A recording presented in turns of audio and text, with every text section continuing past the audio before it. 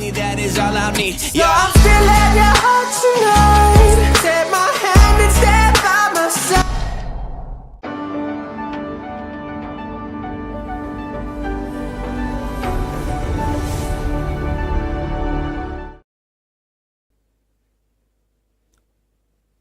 راوی بیان کرتا ہے چند کلمے داستان کے۔ سنا ہے کسی ملک میں ایک تھانے دار رہتا تھا جو اپنے تھانے کا بادشاہ تھا، ہمارا تمہارا خدا بادشاہ۔ اس کے انصاف کا ڈنکا دور دور تک ایک ایسے دائرے میں بج رہا تھا جس کا نصف قطر 25 میل تھا۔ اس نے عدل میں نوشیرواں کو 5-6 مرتبہ مات کیا تھا۔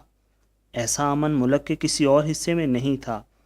رعایا سکھ اور چین کی بنسی بجاتی تھی، ہر روز چوریاں ہوتی تھیں، ڈاکے پڑتے تھے، لوگ ایک دوسرے کو مذاق مذاق میں جان سے مار ڈالتے تھے، اور کوئی پوچھنے والا نہ تھا۔ شہر میں کوئی ایسا گھر نہ تھا جس میں کم از کم 10-15 مرتبہ رقم نہ لگی ہو۔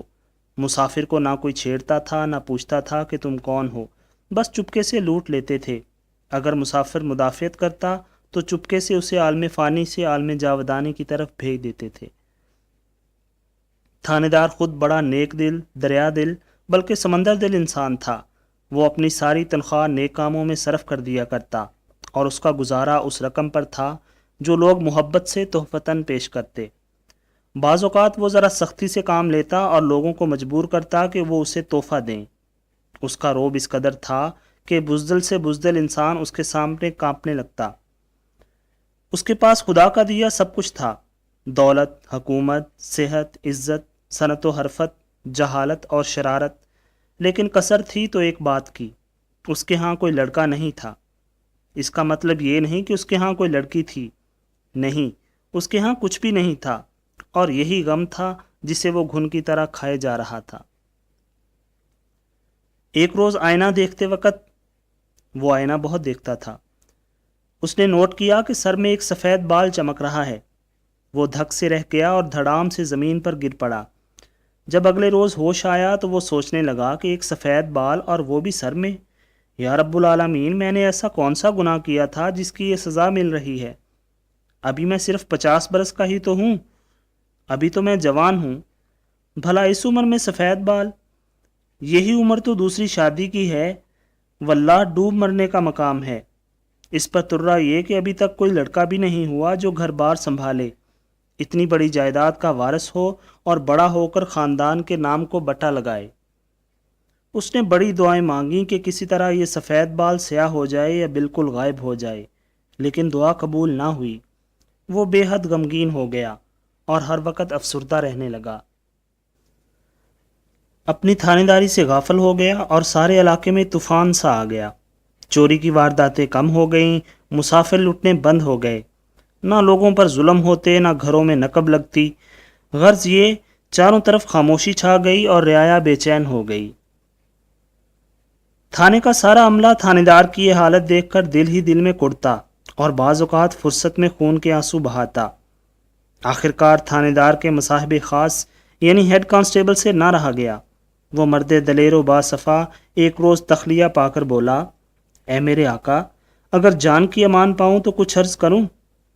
تھانے دار نے ایک آہ سرد کھینچی جس سے چند پتھر جو وہاں رکھے تھے موم بن گئے، اور وہ بولا، کہو۔ وہ مرد نیک کہنے لگا، اے میرے آقا، آپ کا یہ حال دیکھ کر نہ دن کو چین ہے نہ رات کو آرام۔ میں تو آپ کا غلام ہوں، آپ جب چاہیں میری کھال کی جوتیاں کسی ماہر موچی سے بنوا کر پہن سکتے ہیں، یا مجھے کھولتے ہوئے تیل میں ڈلوا دیں۔ میرے خیال میں کھولتا ہوا گھی بہتر ہوگا، لیکن یہ ہر وقت کا غم مجھے کھائے جاتا ہے۔ آپ کو معلوم بھی ہے کہ آپ کی رعایا کا کیا حال ہے۔ اغیار ہم پر ہنستے ہیں، مہینے گزر گئے ہیں، نہ کوئی چوری ہوئی ہے نہ کوئی ڈاکہ پڑا ہے، مسافر ہیں کہ مزے سے سفر کرتے پھر رہے ہیں، انہیں کوئی نہیں لوٹ رہا۔ اندھیر ہے اندھیر، میرے آقا، یہ مجھ سے نہیں دیکھا جاتا۔ آپ وجہ بھی تو مفصل طور پر بیان کیجئے، شاید یہ ناچیز کچھ کر سکے۔ تھانے دار نے تالی بجائی، 2 سپاہی آ گئے۔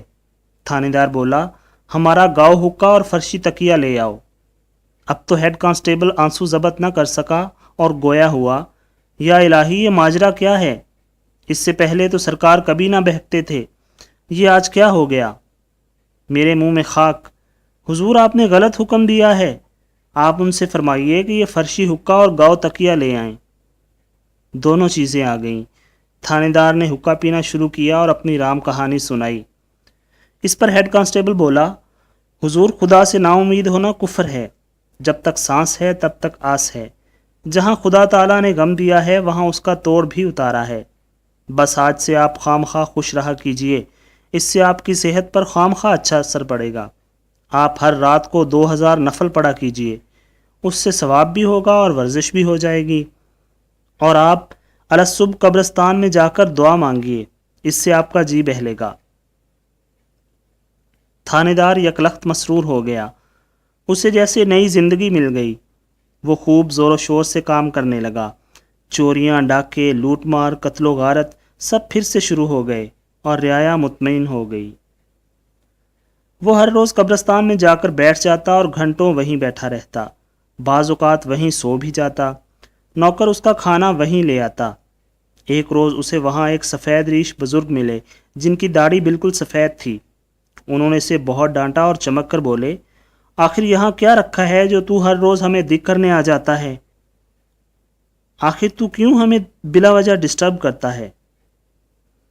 تھانے دار دھاڑے مار مار کر رونے لگا اور بولا، مجھ پر زمین تنگ ہے اور آسمان کشادہ ہے، یہ فقیر خودکشی پر آمادہ ہے، صرف ایک اللہ کا سہارا ہے، اب جگ میں کون ہمارا ہے؟ بزرگ سے اس کی آہوزاری دیکھی نہ گئی۔ اس نے کہا، اللہ رحم کرے گا۔ اچھا تو آج رات اڈا اعجاز خان کے پڑوس والے کالج کے ہاسٹل میں جائیو، وہاں تجھے 4 درویش ملیں گے جو رات کو آپ بیتیاں سنا کر دل کی بھڑاس نکالیں گے۔ وہاں تجھے گوہر مقصود ہاتھ آئے گا، کامیابی تیرے قدم چومے گی اور تو شاداں کامراں واپس آئے گا۔